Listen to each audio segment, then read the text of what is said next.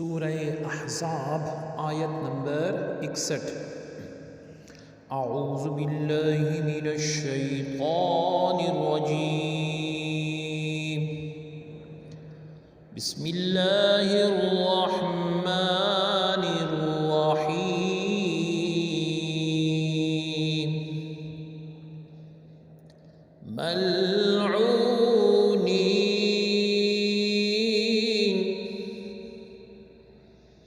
أينما ثقفوا أخذوا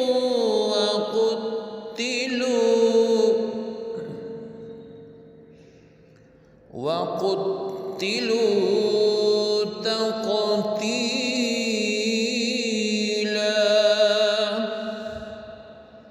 لفظی ترجمہ ہے ملعونین، لعنت کیے، اینما جہاں بھی، ثقفوا پائے جائیں، اخذوا پکڑے جائیں، واہ اور قتلوا قتل ہوں، تقتیلا قتل ہونا۔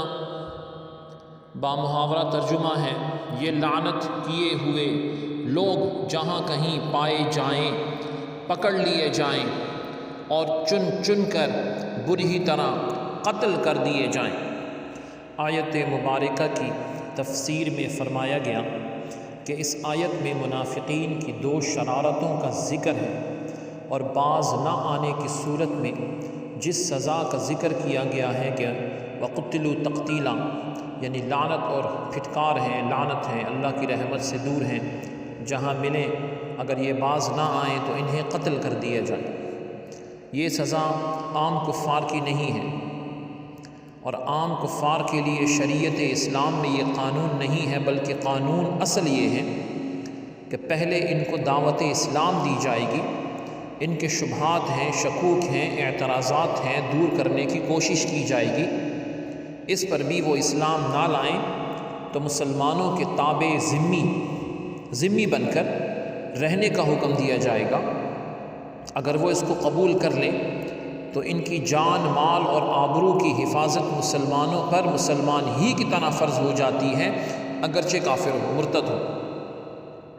ہاں، جو اس کو بھی قبول نہ کرے اور جنگ پر آمادہ ہو جائے تو ان کے مقابلے میں جنگ کرنے کا حکم جو منافقین کے بارے میں ارشاد فرمایا گیا۔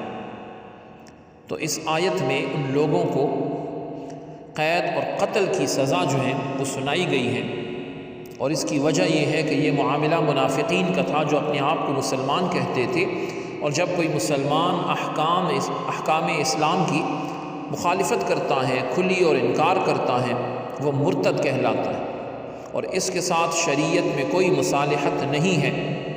ہاں، اگر تائب ہو جائے، توبہ کر لے، مسلمان ہو جائے تو الگ بات ہے۔